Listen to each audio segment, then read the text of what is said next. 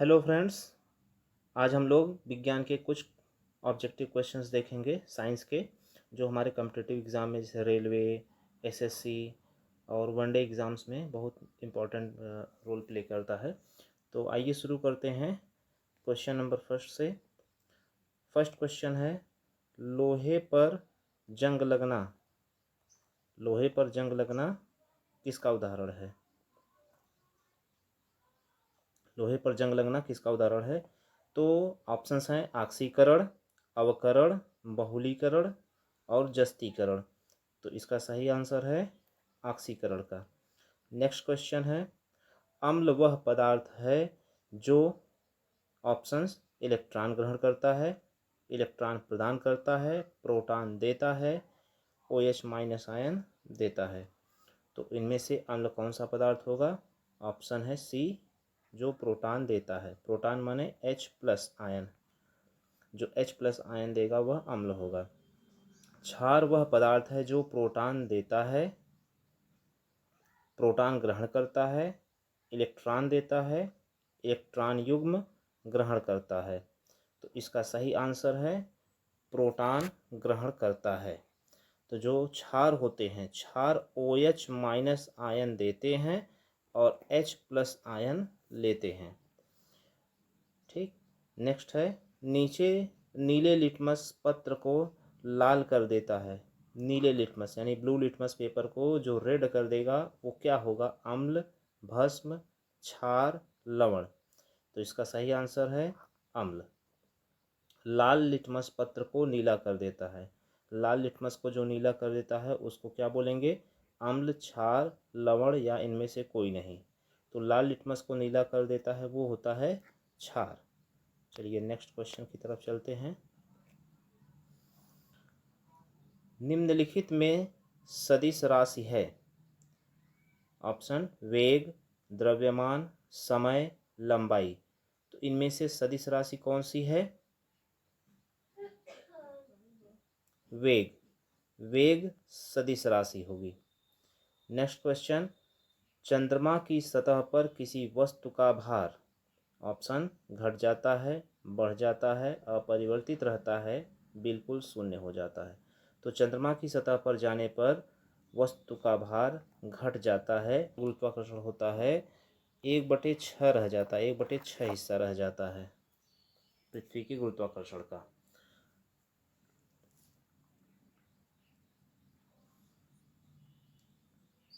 Electron ग्रहण करने की प्रवृत्ति कहलाती है। ऑप्शन ऑक्सीकरण, अपचयन, उत्प्रेरण, अभिप्रेरण। तो इलेक्ट्रॉन ग्रहण करने की जो प्रवृत्ति होगी उसको अपचयन कहा जाता है। लोहे पर जंग लगना उदाहरण है ऑक्सीकरण का, अवकरण का, बहुलीकरण का, जस्तीकरण का। तो लोहे पर जंग लगना उदाहरण है ऑक्सीकरण का। अम्ल वह पदार्थ है जो इलेक्ट्रॉन ग्रहण करता है, इलेक्ट्रॉन प्रदान करता है, प्रोटॉन देता है। चलिए नेक्स्ट क्वेश्चन की तरफ चलते हैं। खाद्य ऊर्जा को हम किस इकाई में माप सकते हैं? खाद्य ऊर्जा को कैलोरी, केल्विन, जूल, अर्ग किस में मापते हैं? कैलोरी में। विद्युत मात्रा की इकाई है एम्पियर, ओम, वोल्ट, कूलम। इसका सही आंसर है एम्पियर। एसआई पद्धति में लेंस की शक्ति की इकाई क्या है? ऑप्शन वाट, डायोप्टर, ऑप्टर, मीटर। तो इसका सही आंसर है डायोप्टर। डेसिबल किसे नापने के लिए प्रयोग में लाया जाता है? खून में हीमोग्लोबिन, पेशाब में शक्कर, वातावरण में ध्वनि, वायु में कण। तो इसका सही आंसर है वातावरण में ध्वनि। वातावरण में ध्वनि को हम डेसिबल में मापते हैं। नेक्स्ट क्वेश्चन, अदिश राशि है ऊर्जा, बल आघूर्ण, संवेग, उपर्युक्त सभी। तो इनमें सब अदिश राशि है ऊर्जा। नेक्स्ट क्वेश्चन, निम्नलिखित में कौन सा एक जड़ नहीं है? ऑप्शन है आलू, गाजर, शकरकंद, मूली। इनमें से कौन सा एक जड़ नहीं है? ऑप्शन है आलू। गाजर एक है, जड़, तना, पुष्प, पुष्पक्रम। तो गाजर एक प्रकार का जड़ है। जूल निम्नलिखित की इकाई है।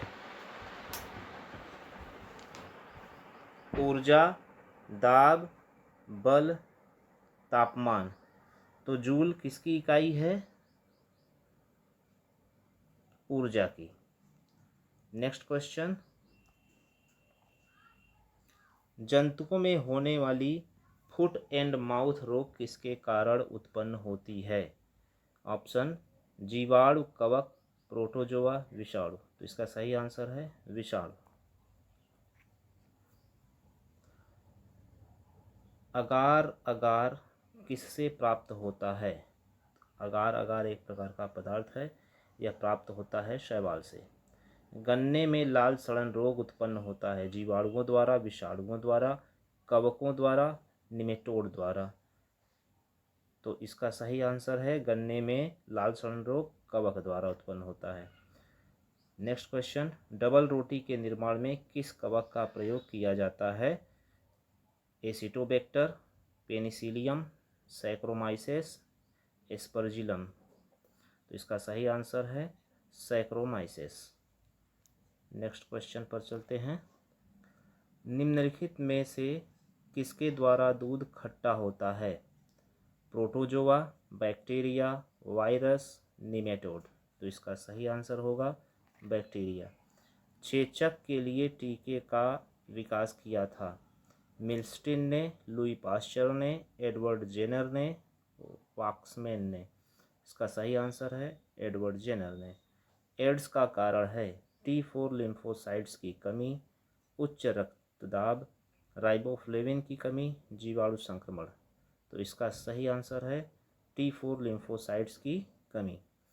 HIV द्वारा होने वाला रोग है ह्यूमन इम्यूनो वायरस। HIV का मतलब ये होता है एक वायरस है ह्यूमन इम्यूनो वायरस। इसके द्वारा कौन सा रोग होता है? क्षय रोग, चेचक, कैंसर, एड्स। तो इसका सही आंसर होगा एड्स।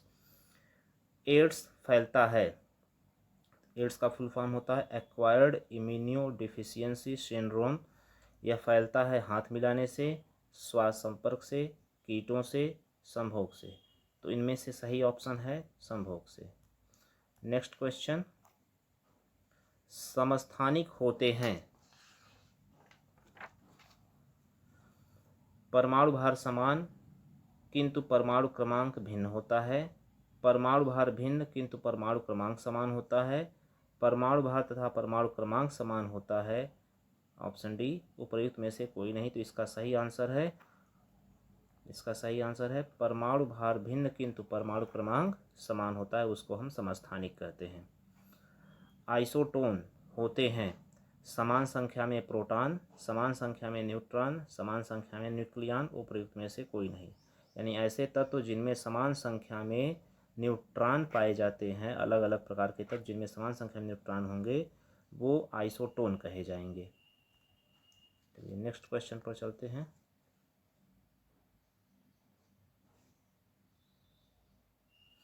रेडियो सक्रियता की खोज किस वैज्ञानिक ने सर्वप्रथम की? Option, madam Curie, Irene Curie, Henri Becquerel, E Rutherford.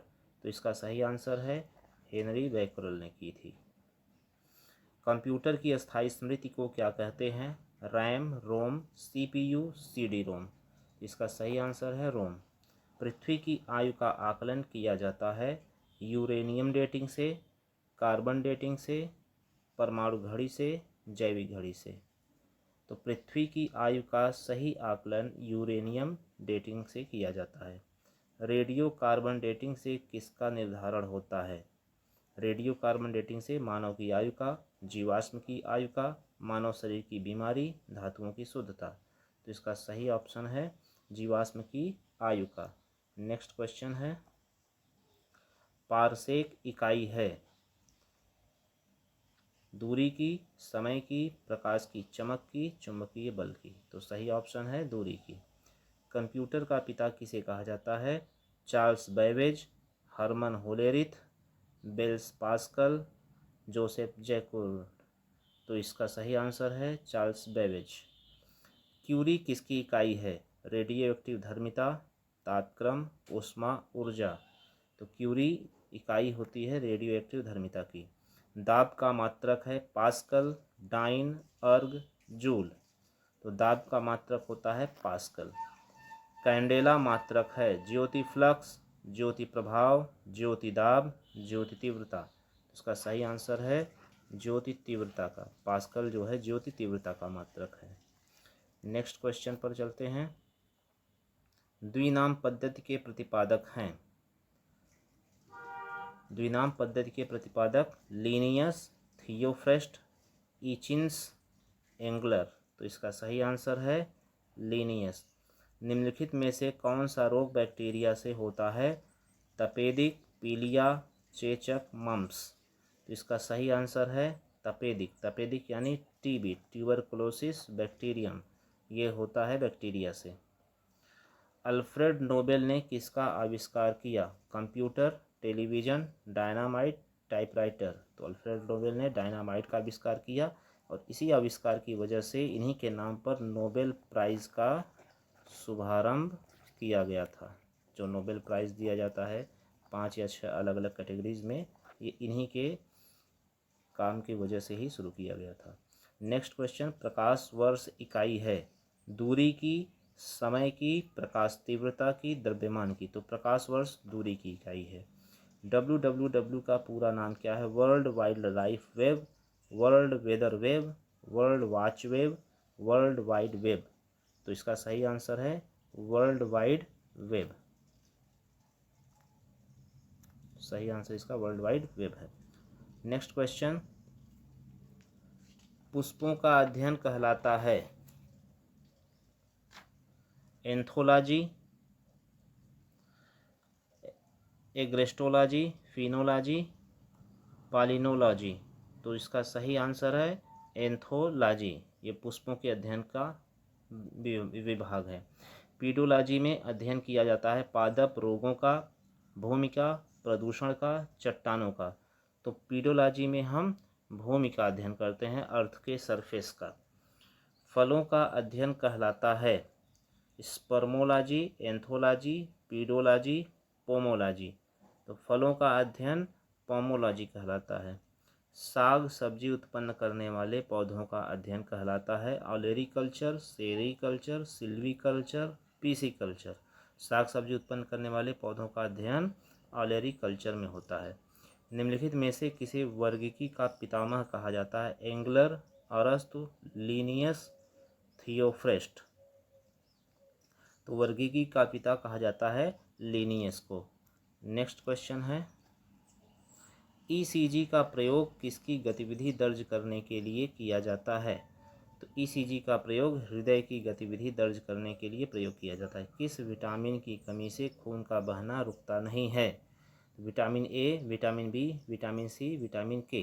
तो विटामिन के की कमी से खून बहना नहीं रुकता, क्योंकि जब विटामिन के की कमी होगी तो खून का थक्का नहीं जम बनने पाएगा और लगातार खून बहता रहेगा। निम्नलिखित में से कौन सा रोग विषाणु से नहीं होता है? चेचक, पोलियो, डायरिया, खसरा। तो डायरिया एक ऐसा रोग है जो विषाणु से नहीं होता है। डायरिया दूषित भोजन और पानी से होता है।